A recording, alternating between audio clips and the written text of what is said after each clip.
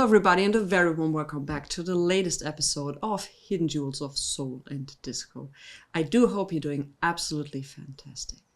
In this week's episode we are featuring a group that unfortunately never really got big, but they became an institution in Richmond. Therefore, this week we are featuring the fabulous Waller family.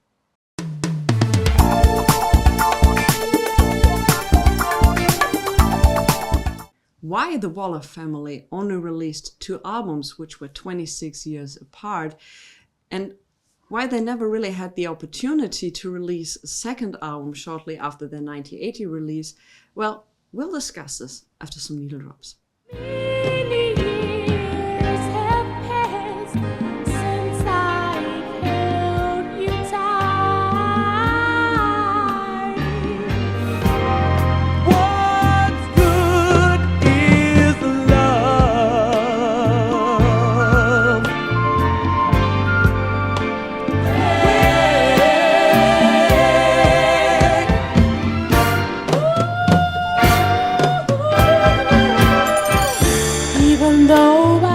Waller family, aka the fantastic Waller family, aka the fabulous Waller family, aka Sandra Waller and Company, was a group, well, which was created in the late 70s. And you may guess it right, they were all children from one family, actually the Waller family.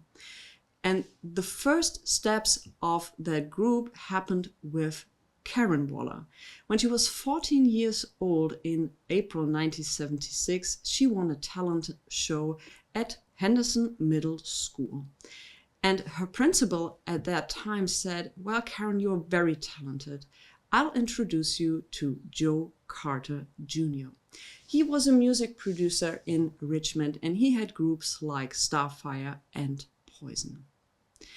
And he had a demo tape of Karen singing along a track, and he was like, I'm not so sure.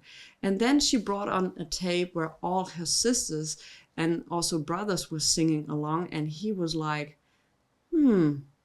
this could work out perfectly. He had in mind to create a group like the Jackson 5. So he asked the parents of the Waller family if it would be okay if he would train the children for free down in the basement of their living room or down in the basement of their house, where they already started singing very early on. The father of the Waller family encouraged his children to go down in the basement and sing.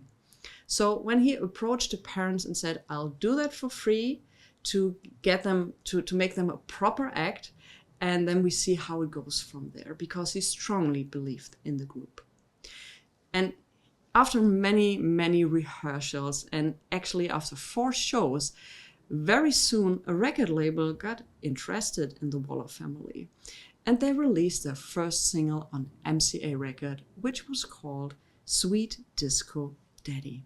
And you know what this single did? Absolutely nothing. So the Waller family was very soon dropped from MCA. But that didn't stop Joe Carter. So in 1980, they released their debut album, The Fabulous Waller Family. And you remember when I said in the beginning, this is getting more and more of a gray record?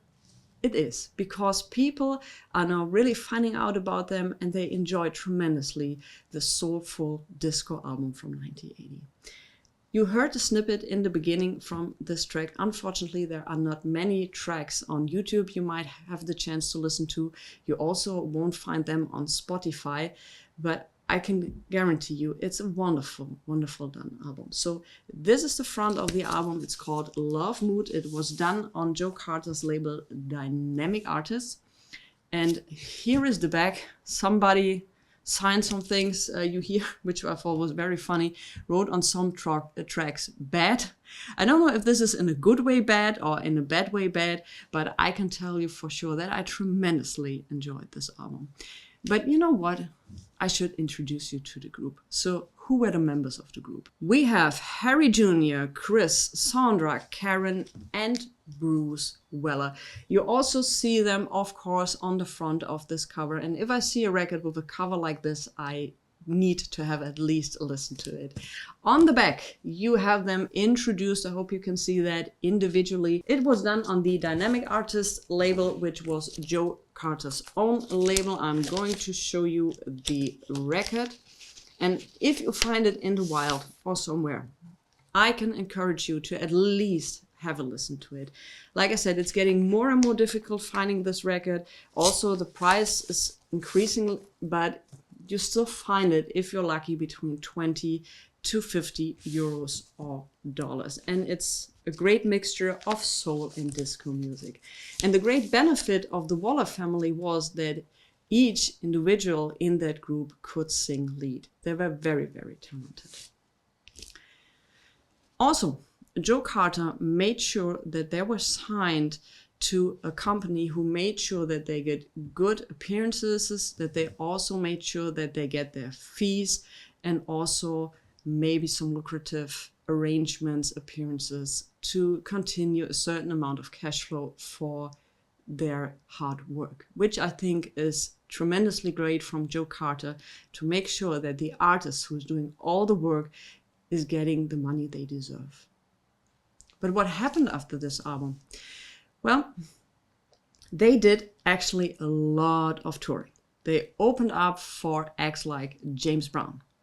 So there were many, many times on the road, and actually it was difficult for them to find time to release a second album. So actually what the group developed into was a cover band.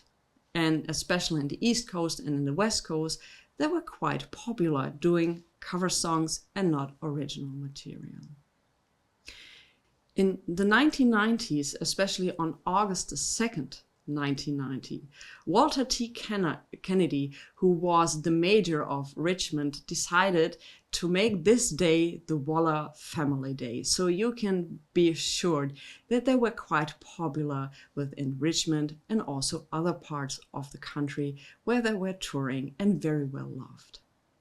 It took actually till 1996 for the group to release their second album, which was called Don't Leave.